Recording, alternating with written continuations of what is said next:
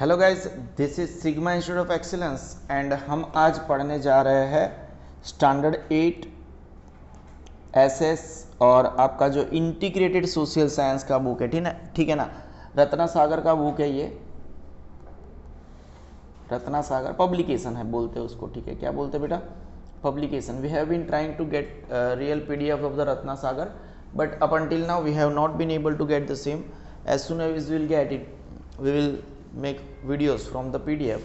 But हाल फिलहाल हमने उसको, हमारे बच्चों ने मेहनत करके इसको टाइप किया है, आपके लिए स्पेसिफिकली डिज़ाइन किया है, ठीक है ना। देखो कितना मेहनत लगता है, बच्चों ने लाइन टू लाइन पढ़ाएंगे. सिविक्स का चैप्टर है, चैप्टर नंबर 3 सिविक्स का है, the parliamentary system, again integrated social science, ठीक है। मैं जितने बच्चों को मुझे पता है, अमन प्रजापति ने बनाया है, रुद्र त्रिवेदी ने बनाया है कि नहीं बनाया, लेकिन मैं नाम ले लेता हूँ, दे देना चाहिए क्रेडिट, क्रेडिट दे रहे हैं हम, जिसने भी बनाया है पीडीएफ. और एक लड़के को जानता हूँ मैं, ये माहौर ने बनाया हो सकता है, राहुल माहौर ने, सब ने थोड़ा थोड़ा मेहनत किया होगा.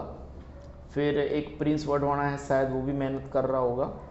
और एक्स्ट्रा में शायद एक सूर्यवंशी है कुलदीप, पूरे दिन गेम खेलता रहता है, स्कूल में भी छुट्टी मारता रहता है, हमें भी हेल्प करता रहता है, ठीक है ना. This is what sigma institute of excellence is all about. मुझे अभी पढ़ाई पे ध्यान देना चाहिए, पढ़ाने पे ध्यान देना चाहिए रादर, ठीक है. द पार्लियामेंट्री सिस्टम है सिविक्स का. ये किसने बनाई है बेटा? पीडीएफ हमें, हमारे बच्चों ने ही बनाई है, ठीक है ना, अच्छे से बनाई है. अब ये क्या है देखो, सबसे पहला इंट्रोडक्टरी पैराग्राफ है. इन इंडिया, भारत के अंदर, द लेजिस्लेटर, लेजिस्लेच बोलते हैं उसको, लेजिस्लेचर, ये क्या होता है? Body of persons having the power to legislate. मतलब एक ऐसी बॉडी जो लोगों के द्वारा बनी है, ऑब्वियसली, जो लॉ बनाती है, कायदे. लॉ मतलब रूल्स समझ लो, कायदे, ठीक है ना, रूल्स समझ लो, कायदे. ये क्या होता है? जैसे भारत देश में अगर आप कोई खून करोगे, इफ यू किल समवन, क्या होता है? धारा 302 के तहत, 302 के तहत आपको सजाए मौत, फांसी की सजा सुनाई जा सकती है, ठीक है. आप समझ रहे हो? तो ये रूल्स कौन बनाता है बेटा? Legislature frames the laws, executive implements the laws. Who is executive? जैसे आईएएस ऑफिसर होते हैं, ठीक है ना, आईएएस ऑफिसर्स होते हैं, बोलते हैं कि ये शहर में ये रूल होना चाहिए, ये शहर में ये होना चाहिए. ये लोग लॉ को इंप्लीमेंट करते हैं, कायदों को जो एग्जीक्यूटिव होते हैं उसको इंप्लीमेंट करते हैं, लागू करते हैं. और legislature frames the laws, executive उसको लागू करते हैं. और अगर वो लॉ को तोड़ा जाए या तो फिर उस लॉ को इंटरप्रिटेशन की जरूरत होती है, तो जुडिशरी सिस्टम होती है, वो उसको इंटरप्रिट करती है, ठीक है ना. तब आपको जज के पास जाना पड़ता है. Judiciary interprets them. The legislature is called the parliament and और द संसद. जहां पे कायदे बनते हैं, ठीक है, उसको या तो हम पार्लियामेंट बोलते हैं या तो संसद बोलते हैं.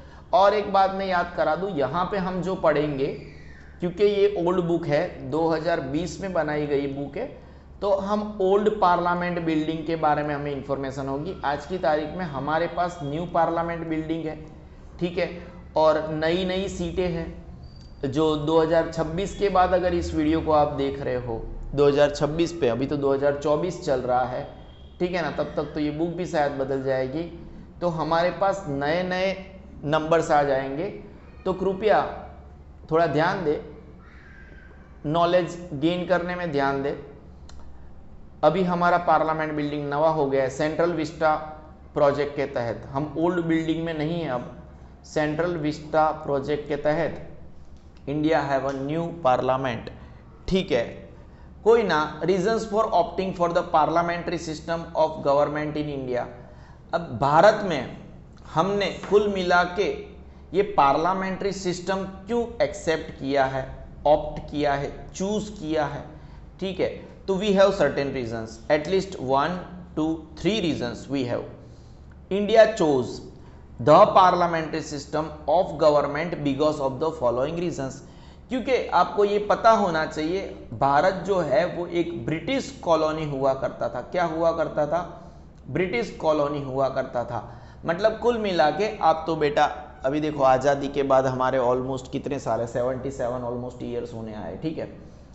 आपको अब आपने तो ये गुलामी को बिल्कुल भी हल्का सा भी महसूस नहीं किया है, ठीक है।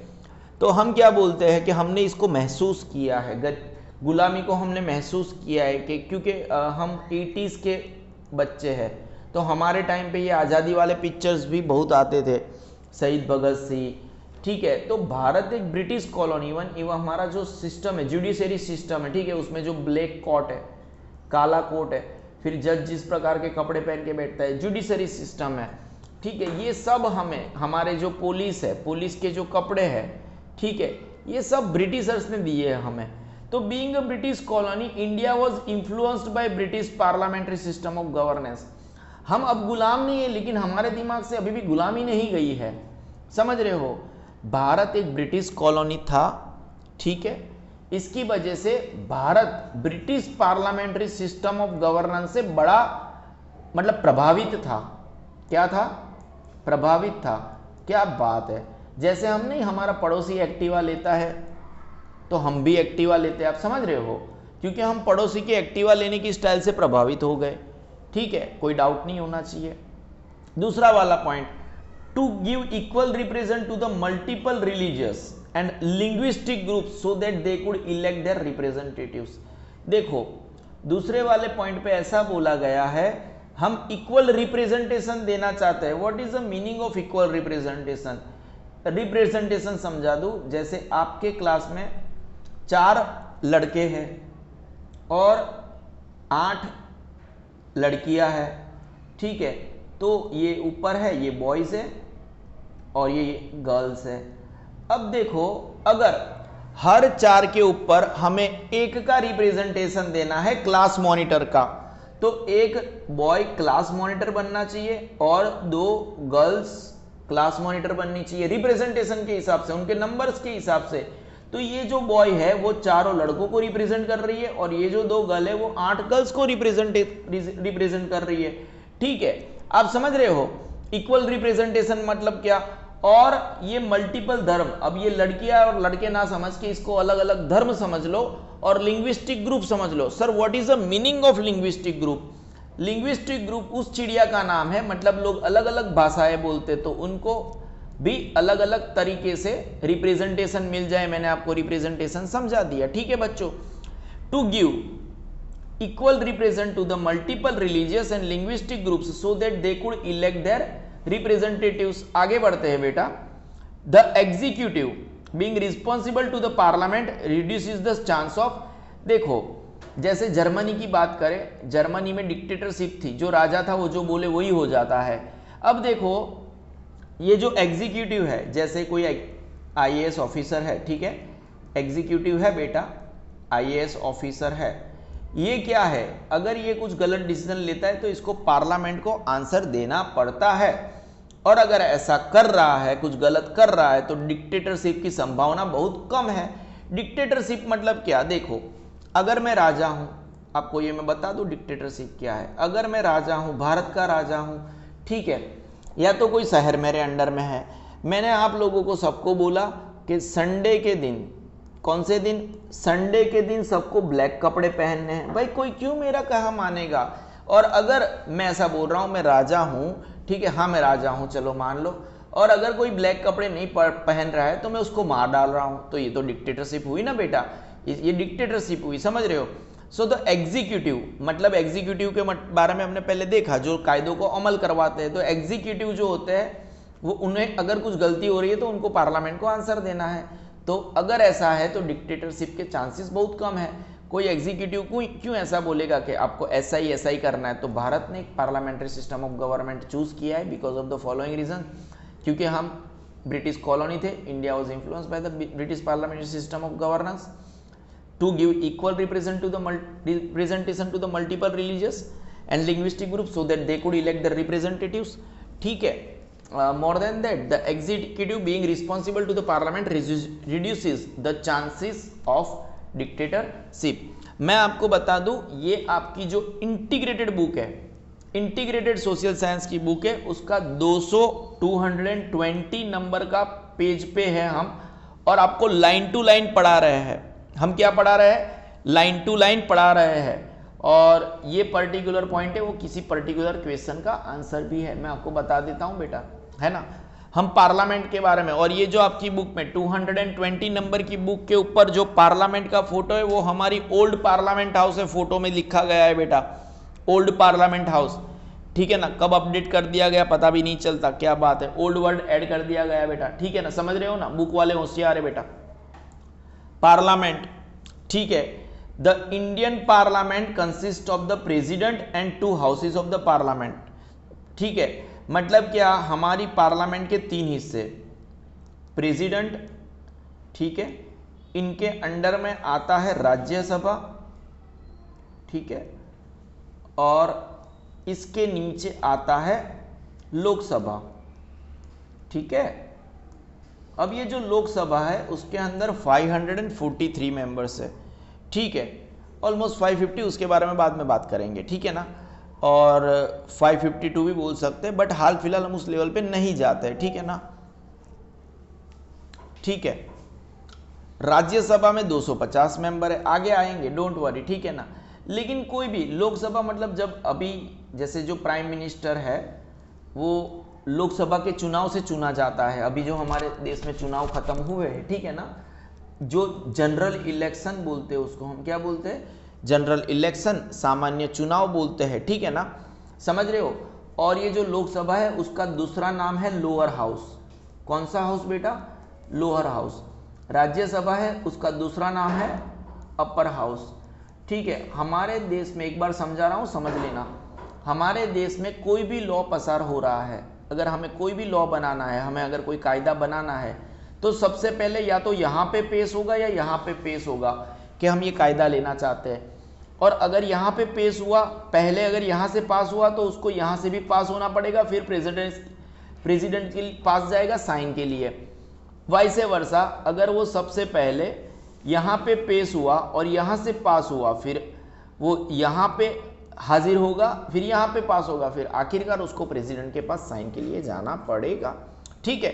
सो अगर कुल मिला के हम बात करें, कुल मिला के हम बात करें, ठीक है ना, कुल मिला के parliament, the Indian parliament consist of the president, the 2 houses and the 2 houses of the parliament. कितने हाउस, 2 हाउसेस, एक Lok Sabha which is we can call lower house of the parliament, and Rajya Sabha upper house of the parliament. The 2 houses of the parliament form the union legislature, मतलब दोनों को मिला के एक union बनता है ना, दोनों को मिला के एक यूनियन बनता है लेजिस्लेचर, वर्ड मैंने आपको पहले ही पढ़ाया बेटा, ठीक है। द ओल्ड पार्लियामेंट हाउस है, मैंने बोला ना, सेंट्रल विस्टा प्रोजेक्ट के तहत, सेंट्रल विस्टा प्रोजेक्ट के तहत एक नया पार्लियामेंट बिल्डिंग अस्तित्व में आ चुका है। Features of the parliamentary system of governance, ठीक है, यहाँ पे मैं पेन थोड़ा थोड़ा अलग लेने की कोशिश कर रहा हूँ, लाल चलेगा मेरे हिसाब से, लाल चलेगा मेरे हिसाब से, कोई टेंशन नहीं, लाल चलेगा मेरे हिसाब से, ठीक है, लाल लाल चलाते हैं। The head of the state, जिसको प्रेसिडेंट बोलते हैं, and head of the government, जो प्राइम मिनिस्टर है, हमारे प्राइम मिनिस्टर कौन है बेटा, श्री नरेंद्र दामोदर दास मोदी, नरेंद्र मोदी। भारत में आज की तारीख में, ये जब मैं बोल रहा हूं, ठीक है ना, टुडे इज 30 अगस्त, ठीक है, जिस दिन मैं ये वीडियो बना रहा हूं 2024, उस दिन हमारे प्राइम मिनिस्टर है श्री नरेंद्र दामोदर दास मोदी। कोई डाउट है बेटा, दामोदर दास मोदी, बेटा टेंशन लेने की कोई ज़रूरत नहीं है, बिल्कुल भी ज़रूरत नहीं है, क्यों टेंशन लेना तुझे, ठीक है ना, बिल्कुल भी ज़रूरत नहीं है। The president is the nominal head while all powers are exercised by the prime minister. हमारे देश में प्रेसिडेंट सिस्टम नहीं है, he is just a nominal head, ऐसे बोलने का हेड है, उसको जस्ट अवार्ड के लिए, भारत देश में प्रेसिडेंट का काम है अवार्ड देना, लोगों की सजा को माफ करना, एंड बस ऐसे ही नॉर्मल है, it is a nominal head. Bharat देश में प्रेसिडेंट की औकात क्या है, नॉमिनल हेड है। और अगर कोई लॉ आ रहा है, क्योंकि वो मुख्य दर्शक है, ऊपर से बोला जाता है भाई तुझे ये लॉ पास करना है, इस लॉ को पास नहीं करना है, ठीक है, समझ रहे हो। While all the powers are exercised by prime minister, Bharat देश में सभी पावर किसके पास है, प्राइम मिनिस्टर, और अभी उसको मतलब क्या, श्री नरेंद्र दामोदर दास मोदी के पास सभी पावर है आज की तारीख में। There is no clear cut separation of powers between the executive and legislature, अभी अगर आज की तारीख में देखा जाए तो कोई भी सेपरेशन ऑफ पावर्स नहीं है एग्जीक्यूटिव और लेजिस्लेचर में। The executive is responsible to the legislature for its action, कोई भी अधिकारी एग्जीक्यूटिव यानी अधिकारी, ठीक है, जैसे आप गवर्नमेंट के अधिकारी आते हैं, ठीक है ना, उसको रजूआत करते हो कि हमारे एरिया में ये सफाई कामकाज अच्छे से नहीं हो रहा है, उसको ठीक करवाओ। अगर वो ठीक नहीं करवा रहे हैं और हम अगर ऊपर कंप्लेन करते हैं तो इस अधिकारी को आंसर देना पड़ेगा कि उसने वो काम क्यों नहीं करवाया, आप समझ रहे हो ना, ठीक है। अगर लोकसभा के बारे में हम बात करें, हाँ हम वही पेज पे है बेटा, 220 नंबर के पेज पे है, ठीक है ना, वो येलो वाला पोर्शन था उसको हमने खत्म कर दिया है बेटा, ये 220 नंबर के पेज पे है, चैप्टर नंबर 3 पढ़ रहे तेरा, द पार्लियामेंट्री सिस्टम, अच्छे से देखना बेटा।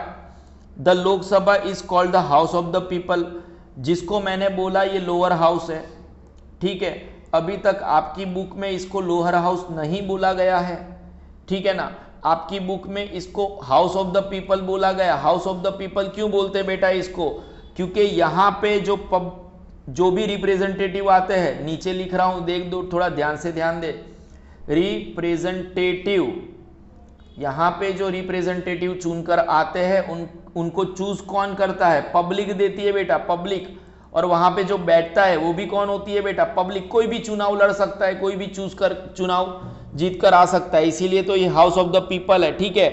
This is because its members are elected directly by the people, इसीलिए तो इसको हाउस ऑफ द पीपल बोलते बेटा। टेंशन मत ले, कंपोजिशन देख लेते बेटा। हाँ मैं बता दूं तुझे, हम वापस 220 नंबर के पेज पर ही है, ठीक है, तू टेंशन मत ले, सिविक से हार्ड पड़ता है, मैं सिखा दूंगा, कोई टेंशन नहीं रहना चाहिए तेरी लाइफ में, ठीक है, कोई टेंशन है तो बता दिया कर बेटा, बिल्कुल भी टेंशन मत ले। कंपोजिशन ये कैसे बना हुआ है, हम लोअर हाउस के बारे में बात कर रहे हैं, टेंशन है ना तेरे को, टेंशन है ना, मुझे दे दे तेरा टेंशन, स्टडी का टेंशन मुझे दे और फीस भी मुझे दे, बाकी का मैं सब समझा दूंगा। देखो नीचे सुपर चैट में 40 रुपया दे दो मुझे, देखो सुपर चैट में 40 रुपया, कोई डाउट है, नहीं है। Earlier the maximum strength of the Lok Sabha was 552, सबसे पहले लोकसभा की मैक्सिमम स्ट्रेंथ क्या थी, 552 members, which included 2 nominated members from the Anglo Indian community, ठीक है, जिसके अंदर मैंने 550 भी लिखा था, मैंने 543 भी लिखा था, ठीक है ना, मैं जब भी लिखता हूं मुझे पता होता है मैं क्या लिख रहा हूं, ठीक है ना। जो चुनाव होते हैं वो 543 मेंबर्स के होते हैं। सबसे पहले 552 मेंबर्स होते थे, जिसमें 2 मेंबर्स एंग्लो इंडियन कम्युनिटी से होते थे। कौन से, एंग्लो इंडियन कम्युनिटी से होते थे। एंग्लो मतलब अंग्रेज, इंडियन मतलब वो दोनों इकट्ठा। By the 104th constitutional amendment act 2019, the provision for special representation of the Anglo Indian community by the nomination is no longer effective। मतलब हमारी पार्लियामेंट में एंग्लो इंडियन कम्युनिटी का रिप्रेजेंटेशन का क्या काम, तो नरेंद्र मोदी गवर्नमेंट ने कॉन्स्टिट्यूशनल अमेंडमेंट एक्ट 2019 के द्वारा, है ना, और ये जो कितनी बार कॉन्स्टिट्यूशनल अमेंडमेंट्स हो चुके हैं, 104th कॉन्स्टिट्यूशनल अमेंडमेंट एक्ट 2019 के द्वारा the provision of special representation of the Anglo Indian community by the nomination is no longer effective. The maximum strength is now, अब पार्लियामेंट की, लोकसभा की मैक्सिमम स्ट्रेंथ क्या है, 550। Out of this up to 530 members are elected from the states. कहां से 530 members कहां से आएंगे बेटा, स्टेट से आएंगे। बाकी के मेंबर्स कहां से आएंगे, and up to 20 members are elected from the union territories. आपको बता दूं दिल्ली भी एक यूनियन टेरिटरीज है, तो 20 मेंबर्स कहां से आएंगे बेटा? यूनियन टेरिटरी से आएंगे। Seats are not allotted to each states on the basis of its, sorry, जो सीट्स है are allotted to each state, हर एक स्टेट को ये जो सीट्स दी गई है वो अपने पॉपुलेशन के बेसिस पे दी गई है ना। हम आगे बढ़ते हैं बेटा। अब देखो एलिजिबिलिटी पढ़ लेते हैं। हाँ मैं आपको बता दूं हम कौन से पेज पे है, 220 नंबर के पेज पे है। सर क्या बोर कर रहे हो? तो निकल जा, मत देख वीडियो, बोर कर रहा हूं तो। सुपर चैट में 40 रुपये देना भूलना मत बेटा, ठीक है। और सुपर चैट में 40 रुपये देने के बाद ये वीडियो है उसको तुझे शेयर करना है, सब्सक्राइब का बटन दबाना है, भूल मत तू बेटा, क्योंकि पढ़ा कौन रहा है? सिग्मा सर पढ़ा रहे बेटा। सब्सक्राइब का बटन दबा के उसके बाजू में जो बेल आइकन है उसको भी दबा दे बेटा, क्योंकि तू कहाँ पे पढ़ने आया है? सिग्मा सर के पास पढ़ने आया बेटा, तू नसीबदार है। कोई डाउट है बेटा? Eligibility criteria, in order to become a member of the Lok Sabha a candidate must be. अभी लोकसभा का चुनाव मैं लड़ना चाह रहा हूं, आप ये जो सिग्मा सर के साथ पढ़ने आए हो, सिग्मा सर वो खुद अभी लोकसभा का चुनाव लड़ना चाहते हैं, मेंबर ऑफ पार्लियामेंट बनना चाहते हैं। क्या बन सकते हैं? पहली शर्त तो लागू हो गई है। हाँ, जो सिग्मा सर है वो सिटीजन ऑफ इंडिया है, बाकायदा है। मैं भारत का नागरिक हूं बेटा, मैं क्या हूं? भारत का नागरिक हूं बेटा। किसी को बताना मत, चिल्ला चिल्ला के बताना है, क्या किसी को बताना मत। A citizen of India. हाँ, not less than 25 years of age. अरे यार मैं तो 18 साल का हूं। क्या बात कर रहे हो सर? आपकी बर्थ डेट देखी थी 40 साल के तो खत्म हो गए, और बाल सर पे बाल का तो पता नहीं है, और खुद को 18 साल की बात बता रहे हो। ठीक है, आपके बाल आपकी उम्र की गवाही दे रहे हैं। कितने साल के हो आप? कम से कम 40 साल के हो। अरे यार तुझे पता चल गया। Not less than 25 years of age, मतलब कि मैं लड़ सकता हूं। दूसरी भी, a candidate can be disqualified. अब ये कैंडिडेट, अगर ये दोनों के बाद भी कोई कैंडिडेट डिस्क्वालिफाइड हो सकता है अगर वो holds an office of profit under the government of India और the government of any state. मतलब कि अगर वो किसी पर्टिकुलर पोजीशन पे है जहां पे उसको नहीं होना चाहिए, ऑफिस ऑफ प्रॉफिट होता है, वो किसी भी गवर्नमेंट पोस्ट पे नहीं नौकरी कर रहा है, तो मैं कहां गवर्नमेंट नौकर हूं। अगर मेरी कोई गवर्नमेंट जॉब है तो वो मुझे पहले ही छोड़नी है, उसके बाद में मुझे लोकसभा का चुनाव लड़ना है। तू समझ रहा है ना? He is of unsound mind. Unsound mind मतलब क्या? उसके दिमाग में से आवाज नहीं आना, उसके दिमाग में से आवाज नहीं आना। ठीक है, ऐसा नहीं है बेटा। अनसाउंड माइंड मतलब मंद बुद्धि, मंद बुद्धि। He has acquired the citizenship of another country.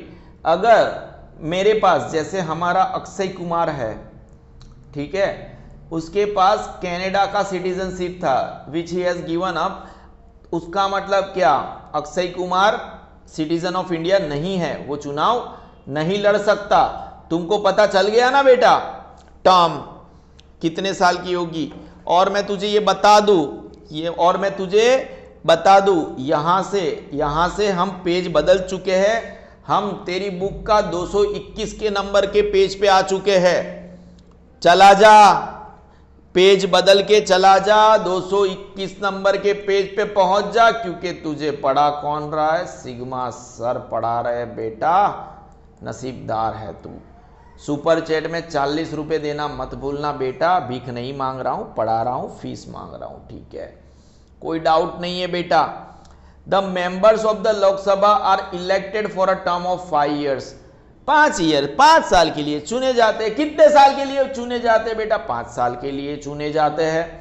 If the party in power losses is majority, मतलब कि जबकि 543 मेंबर्स चुनकर आते हैं, मेजोरिटी मार के 272, हाफ प्लस 1, ओहो, हाफ प्लस 1, समझ रहे हो?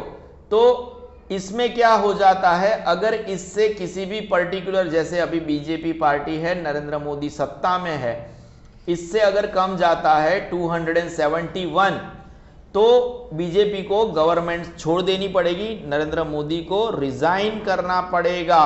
ठीक है।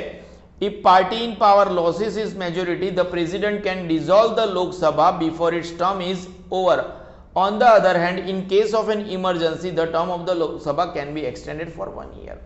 अगर कोई इमरजेंसी आ जाती है, देखो बीच में तो डिसॉल्व कर सकते, वो बात तो अलग ही हो गई। ठीक है।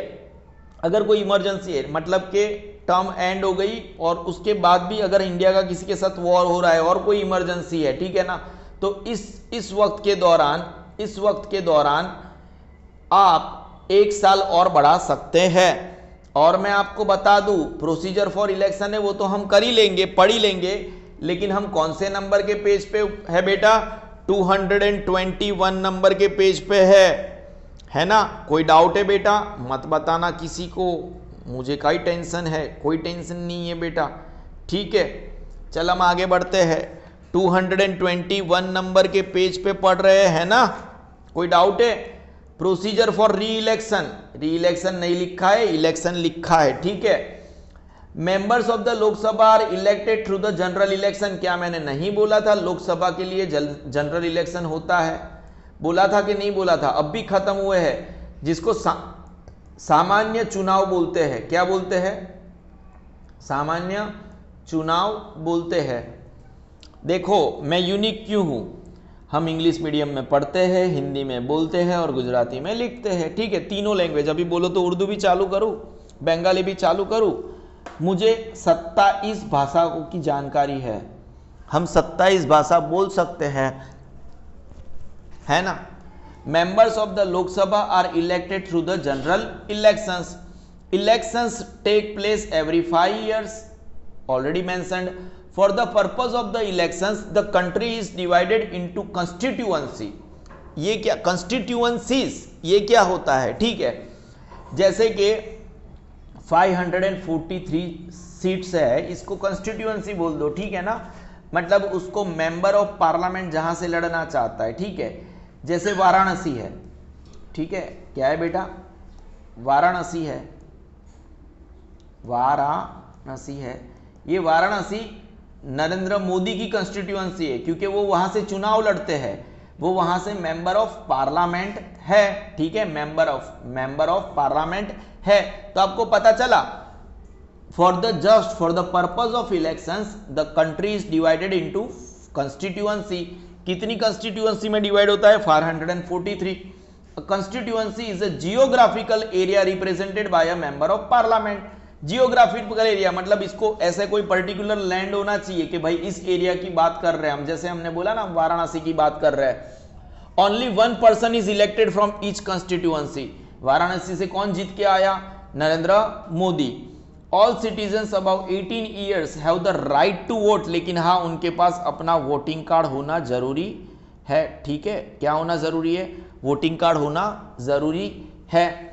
People cast their votes through a secret ballot. अभी तो एक मशीन आ गया है, ठीक है, उसके ऊपर एक बटन दबाते तो आप जिसको वोट करना चाहो तो दे सकते हो, लेकिन सीक्रेट होता है। वहां पे आगे एक बक्सा होता है, आपको यहां से आके यहां खड़े रह के बटन दबाना है। ठीक है। दिस डेज ईवीएम, ये जो इलेक्ट्रॉनिक मशीन, ये मैंने ड्रॉ करके बताया था, इसका नाम है EVM, electronic voting machines are commonly used in elections. You have already read about the election procedure in class 7. Can you recall the procedure? क्या आप ये सब चीज़ों को याद करने की कोशिश कर सकते हो? हाँ, मैं बता दूँ कि हम कहाँ पे है बेटा? 221 page number integrated social science का बुक पढ़ रहे हो आप, एसएस का book standard 8। Elections in India follow the first past the post electoral system. इसका मतलब क्या? ठीक है, first past the post, it is called the simple plurality. In this voting system a single winner is chosen in a given constituency by the virtue of her his getting more votes than the any other individual representative, है ना? First past the post मतलब जो जीत जाता है, जैसे किसी particular area में 50,000 votes है, तो जो भी मेजोरिटी, अगर 2 लोग लड़ रहे हैं तो आप समझो किसी को 25,001 वोट मिल गए तो यही जीतेगा ना, दूसरा कैसे जीतेगा। ठीक है, कभी कभी ऐसा भी हुआ है कि दोनों को इक्वल, तो वहाँ पे भी वो जो रूल्स है वो रूल्स अपना काम करते हैं। Elections in India follow the first past the post electoral system, it is also called simple plurality. In this voting system a single winner is chosen, दो जीत, कोई कभी भी दो लोग नहीं जीत सकते, chosen in a given constituency by the virtue of her his getting more votes than the any other individual representative. However, in a majority voting system, ठीक है, the person or the party that receives more than half of the total votes cast is declared the winner. Majority voting system में ऐसा होता है, जो party ज़्यादा जीतती है ना। हमारे देश में ऐसा नहीं है, first past the post system है, मतलब ऐसे पार्टी नहीं जीतेगी। ठीक है, पार्टी जीतती है लेकिन पहले मेंबर, एक मेंबर जीता जिसने अपना मेजोरिटी मार्क किया, 2 मेंबर जीता, तो ये जो प्लस प्लस फिर तीसरा हार गया, तो ये काउंट नहीं होगा उनका वोटिंग में। ये तो जो जीते और वो किसी पर्टिकुलर पार्टी के, फिर उनकी पार्टी मिलके गवर्नमेंट बनाएगी। मेजोरिटी वोटिंग सिस्टम हमारे यहाँ पे नहीं है, मतलब मेजोरिटी वोटिंग सिस्टम में पार्टी जीत गई तो कैंडिडेट भी जीत गया, समझ रहे हो। आफ्टर द इलेक्टोरल रिजल्ट्स, ठीक है, after the electoral results after the electoral results are announced, the leader of the party with the maximum number of elected members is invited by the president to form the government। जैसे कि अभी Narendra Modi government, हमारा number कितना था, 272 करना था, BJP को कितना मिला बेटा, 241 ही मिला। तो सर ये तो कम है, लेकिन बीजेपी के फ्रेंड्स थे कुछ, एलिस बोलते उसको, उन्होंने मिला के इनका नंबर अप्रोक्सीमेटली 290 प्लस तक लेके गए। तो इसीलिए बीजेपी गवर्नमेंट नहीं, एनडीए गवर्नमेंट है, एनडीए गवर्नमेंट है, एग्जाम में नहीं आएगा ये। नेशनल डेमोक्रेटिक अलायंस मतलब सहयोग से बनी हुई गवर्नमेंट है। क्या है बेटा, सहयोग से बनी हुई गवर्नमेंट है। 3-4 लोगों ने, 5-6 लोगों ने मिलके गवर्नमेंट बनाई है। The other parties together form the opposition. और जो बीजेपी और बीजेपी के साथी पक्ष नहीं है, जो कांग्रेस के साथी पक्ष है, ठीक है, अभी आज की तारीख की बात कर रहा हूँ, कांग्रेस प्लस उनके एलिस यानी उसके फ्रेंड्स, ये जो है ये ओपोजिशन में बैठते हैं। जैसे नरेंद्र मोदी जो पार्टी जीती है उनके प्राइम मिनिस्टर है, तो लीडर ऑफ ओपोजिशन एलओपी की पोजीशन होती है, वो पोजीशन पे कांग्रेस के राजकुमार श्रीमान राहुल गांधी है, one of the most intelligent person in the world. उनसे ज़्यादा दिमाग किसी में नहीं है, क्योंकि चांदी की चम्मच लेके पैदा हुए थे, ठीक है ना, कोई डाउट नहीं है। द फर्स्ट जनरल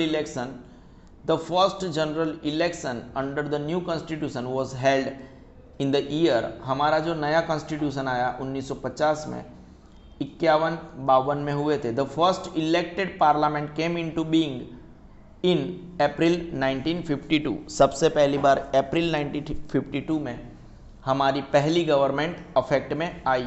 स्पीकर क्या होता है, आपने अगर कभी कोई पार्लियामेंट देखी है फंक्शन करते हुए, तो बीच में एक स्पीकर रहता है जो बोलता रहता है, ठीक है ना, सबको कंट्रोल करने की कोशिश करता रहता है, ठीक है, समझ रहे हो आप चीज़ों को, है ना। This is sigma institute of excellence. बेटा बेल आइकन दबाना मत भूलना बेटा, है ना, कोई डाउट नहीं ही होना चाहिए बेटा, बेल आइकन दबाना मत भूलना बेटा।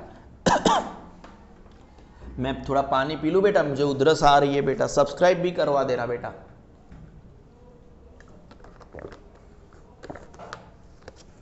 क्या बात है बेटा।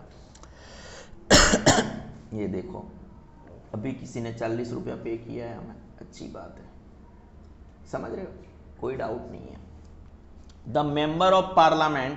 The members of parliament elect the presiding officer or the speaker of the Lok Sabha from among themselves।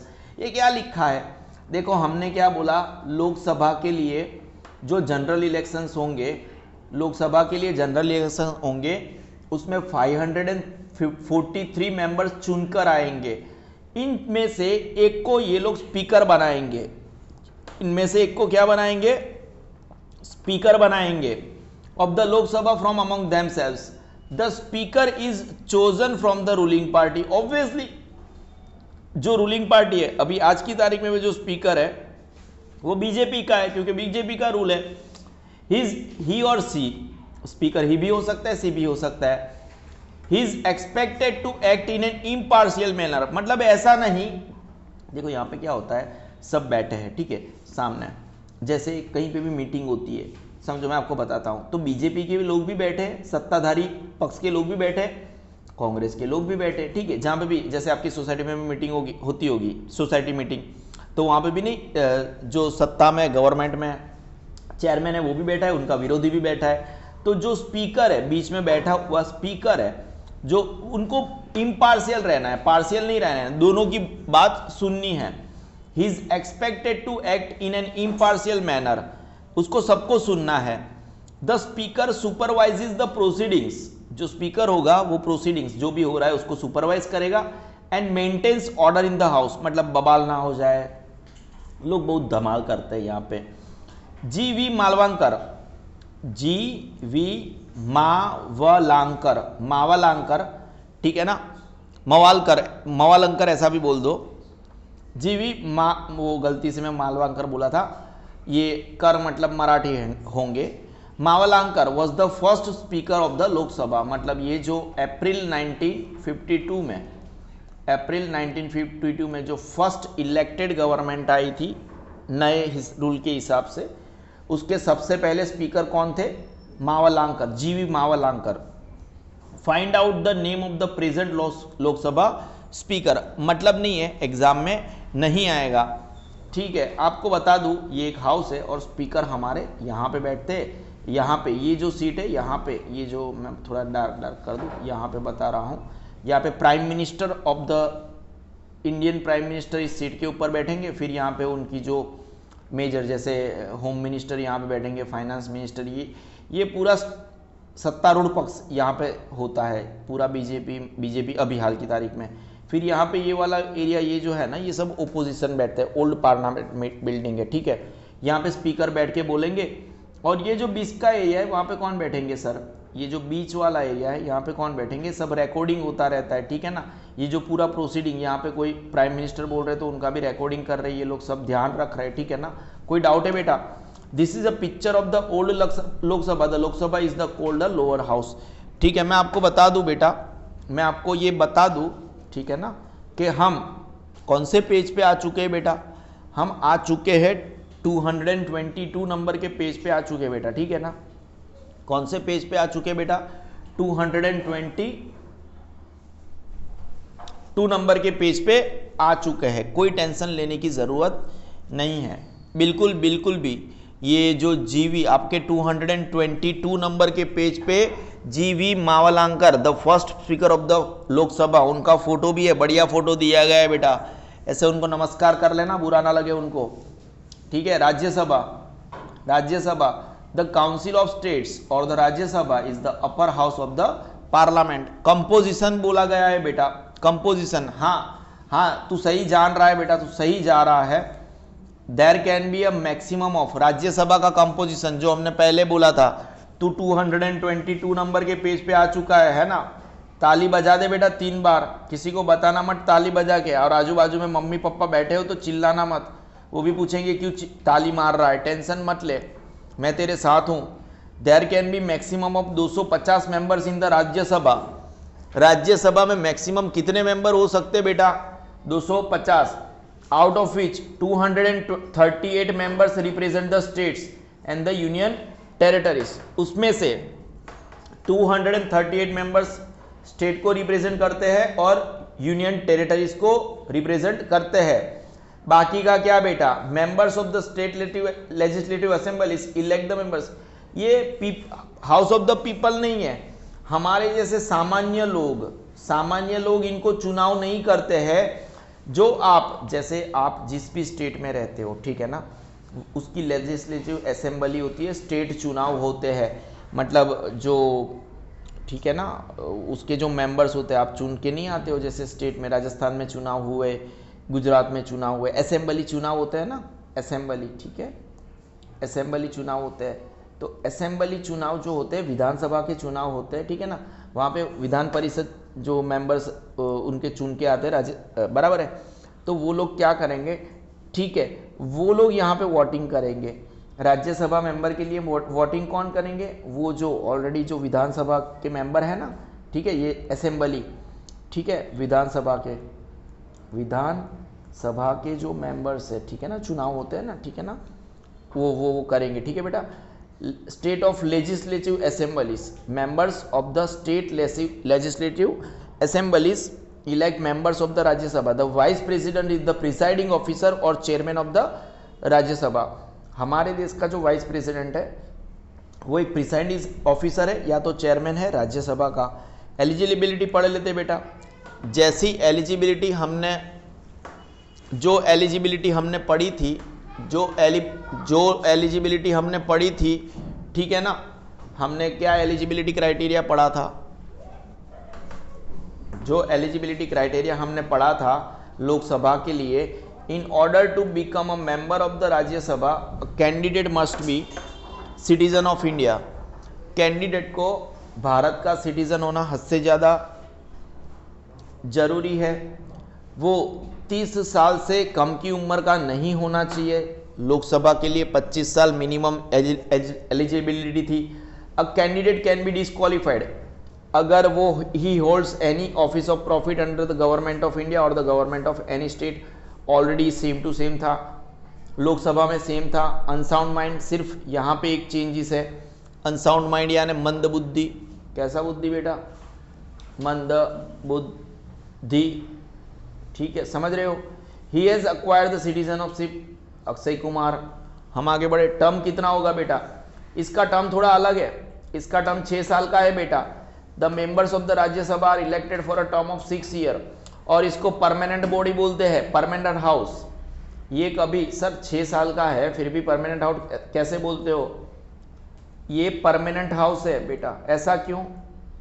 ये परमानेंट हाउस इसीलिए है, ये परमानेंट हाउस इसीलिए है बेटा क्योंकि यहाँ पे हमेशा जो मेंबर होते हैं ना, वो दो, जैसे यहाँ पे 1 by 1, जैसे कुछ लोग हर 2 साल रिटायर होंगे, फिर 2 साल के बाद कुछ और रिटायर होंगे, फिर कुछ लोग 2 साल के बाद, मतलब हर जो भी मेंबर आज बना, आज अगर मैं 1 तारीख को मेंबर बना, ठीक है, तो मैं 6 साल बाद रिटायर होऊंगा। तो ऐसा भी कोई होगा कि मतलब उसमें ऐसे मेंबर्स है जो retire every 2 years. 1/3 of its member, हमने शुरुआत ही इसकी राज्यसभा की ऐसी की थी। 1/3 मतलब जो भी है 1/3 मेंबर जो है, ठीक है ना, 1/3 मेंबर है, हर 2 साल रिटायर होते हैं, इसीलिए परमानेंट बॉडी है। Thereafter fresh elections are announced for the seats vacated in the beginning of the 3rd year. The Rajya Sabha is not subject to dissolution. ये कभी डिसोल्व होती नहीं है, therefore it is called the permanent house. इसका चुनाव पहले तो कैसे होता है, ठीक है, इसका चुनाव कैसे होता है बेटा? इसको वोटिंग कौन करेंगे? तो जो विधानसभा का मेंबर होता है, यानी ऑलरेडी जो नेता है वही वोटिंग करेगा, ठीक है ना। सर ज़्यादा अच्छा कर लिया आपने, हम लोग इसका वोटिंग नहीं करेंगे। The members of the Rajya Sabha are elected for a 6 year term. लेकिन ये कभी डिसॉल्व नहीं होगी, चुनाव पूरा का पूरा नहीं होगा। 1/3 मतलब कि अगर 240 मेंबर्स है, उसमें से 1/3 यानी 80 अप्रोक्सीमेट बताया है, 80 रिटायर होंगे 2 साल, फिर वापस 2 साल बाद 80 रिटायर होंगे, फिर वापस 2 साल बाद, तो हर 2 साल 80 लोग रिटायर होंगे, तो पूरा तो वैकेट होगा ही नहीं कभी, ठीक है। ऑलवेज वहां पे एटलीस्ट 160 + 10 लोग हमेशा रहेंगे वहां पे। Thereafter fresh elections are announced for the seats vacated. Vacant मतलब खाली in the beginning of the 3rd year. कितनी? 80 अप्रोक्सीमेट है, हर बार नंबर अलग रहता है। The Rajya Sabha is not subject to dissolution, therefore it is called the permanent body, ठीक है ना। डिटेल्स तो जब देखो जितना बुक्स में ऐसे पढ़ते हो ना प्लेन, उसमें रियलिटी थोड़ी उससे अलग होती है, ठीक है, समझ रहे हो। हम आगे बढ़ते हैं। द पार्लियामेंट इन सेशन, हाँ मैं याद करा दूं, हम 222 नंबर के पेज पे है, ठीक है ना, और पढ़ना जरूरी है सनम, ठीक है। 8th स्टैंडर्ड में हो तो फिर 8th स्टैंडर्ड में भी पढ़ना जरूरी है सनम, कोई डाउट नहीं होना चाहिए। The period during which the house meets to conduct its business is called a session, ठीक है। सेशन क्या है? जैसे एक हो गया मॉनसून सेशन, ठीक है, यानी मानसून में मिलेंगे ये लोग, एक बार मिलेंगे बेटा ना, वो जो पर्टिकुलर दिन डिसाइड करेंगे कि इतने दिन का मिलेंगे और हम इतना काम करेंगे, इन्हीं की तो इनको सैलरी मिलती है, ये उनका काम है, ठीक है।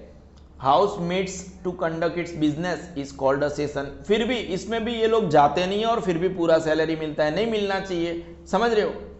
हम उनका चुनाव क्यों करते हैं, क्योंकि पार्लियामेंट में जाए, हमारा पक्ष रखे, समझ रहे हो। Our constitution empowers the president to summon each house. President को इतना हक दिया गया है कि दोनों हाउस को अर्जेंटली कभी भी डंके की चोट पे बुला सकते हैं। कोई डाउट है बेटा? नहीं है, नो डाउट है बेटा। कैसा? नो डाउट है।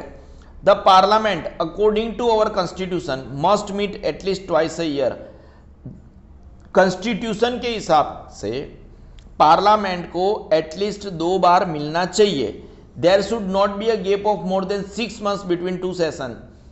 2 सेशंस के बीच में, 2 सेशंस के बीच में 6 महीने से ज्यादा गैप नहीं होना चाहिए। If it so happens then the president has power to summon either house, दोनों हाउस को बुला सके। Discontinue the meeting of either house without dissolving it. दोनों हाउस की मीटिंग को डिसकंटिन्यू कर सकते हैं डिसॉल्व किए बिना, ठीक है। Dissolve the house of the people in consultation with the prime minister. अगर वो 6 महीने के अंदर मिल नहीं रहे हैं, मिलने के बीच में, हाउस के मिलने के बीच में, सेशन के बीच में 6 महीने से ज़्यादा का अंतर है, तो प्रेसिडेंट के पास ये पावर है, दोनों में से किसी भी हाउस को बुला ले, भाई मिलने आओ। Discontinue the meeting of either house without dissolving it. Dissolve the house of the people. Lok Sabha dissolve होती है बेटा, राज्यसभा नहीं होती है। हाउस ऑफ द पीपल मतलब क्या बेटा? Lok Sabha. House of the people को डिसॉल्व कर देंगे इन consultation with the prime minister. Prime minister के साथ बात करके इसको डिसॉल्व कर देंगे, ठीक है। तुम समझ रहे हो? हाँ, हम अभी भी 222 नंबर के पेज पे है, ठीक है। A minimum of 1/10 of the total number of members should be present to transact the business of the parliament। देखो, अगर 540 लोग हैं पार्लियामेंट में, तो इसके 10% होते हैं, ये गया 54 मेंबर्स तो पार्लियामेंट में प्रेजेंट होने ही चाहिए, ताकि पार्लियामेंट का काम ढंग से चल सके। Minimum of 1/10 of the total number of members should be present to transact the business of the parliament। और उसके अलावा पार्लियामेंट काम नहीं करेगी, ठीक है। फंक्शंस ऑफ द पार्लियामेंट है, this is the picture of the old Rajya Sabha. The Rajya Sabha is called the upper house, already mention करके रखा है। The parliament in session in the old parliament house, ठीक है। ये देखो, जैसे मैंने बोला था, ऐसे ऐसे लोग बैठे हुए होते हैं। फंक्शन ऑफ द पार्लियामेंट, हम यहाँ अभी भी 222 नंबर के पेज पे है, ठीक है। ये जो है, यहाँ से हम 223 नंबर के पेज पे चले जाएंगे, उसके ऊपर वाला पेज 222 नंबर का है। Functions of the parliament. The parliament performs several functions, some of them are. नए कायदे बनाना, ऑलरेडी इसके बारे में बात कर दिया है। Financial control over the governments income. Government का जो भी पैसा है उसके ऊपर थोड़ा कंट्रोल रखना, ये पार्लियामेंट का काम है, मतलब गवर्नमेंट उड़ा नहीं रही है। Control over the executive, parliament का काम है जो अधिकारी है उनके ऊपर कंट्रोल रखना। ऑर्गन ऑफ इंफॉर्मेशन, यहाँ से हमें इंफॉर्मेशन मिलनी चाहिए, ठीक है। समझ रहे हो? कोई डाउट है क्या? अब इंट्रोडक्शन ऑफ न्यू लॉस है 223 नंबर के पेज से। हमें और बहुत कुछ पढ़ना है, बहुत बड़ा चैप्टर है, ठीक है ना। बट इस सेशन को हम यहाँ पे कट ऑफ करते हुए 1 शॉट में बनाना तो मुश्किल है बच्चों, है ना।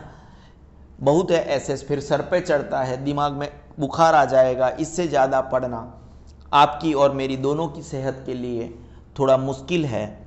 तो this is one and only sigma institute of excellence की बात कर रहे थे, ठीक है ना हम लोग, ठीक है। जो वन ऑफ द बेस्ट, अगर आपको पढ़ना है, अगर ये सब चीज़ें आपको पर्सनली पढ़ना है, तो आपको एक ही ट्यूशन में आना पड़ेगा जिसका नाम है the sigma institute of excellence, जहाँ पे हमारे इंडिया के बड़े से बड़े लोग पढ़ के गए हैं, ठीक है। जो आज नासा में साइंटिस्ट भी है एक बच्चा हमारा, ठीक है। यस, हाँ, हम कोई भी गलती नहीं कर रहे हैं। SCIENTIST। इसरो में एक बच्चा जाने वाला था लेकिन वो नहीं गया, फिर उसने भी नासा में अप्लाई किया, ठीक है। तो हमारे बच्चे डॉक्टर बन चुके हैं, ठीक है, वकील बन चुके हैं, क्या क्या CA तो हम खुद कराते हैं भाई, ठीक है। तो चलो सही बात है, आपको सिग्मा इंस्टीट्यूट ऑफ एक्सीलेंस एक इनविटेशन कार्ड भेज देगा, ठीक है, इनविटेशन कार्ड भेज देगा। आप आओ, कुछ दिन तो गुजारो सिग्मा में, ठीक है। This is sigma institute of excellence and I am Nikhil Solanki. Have a nice day.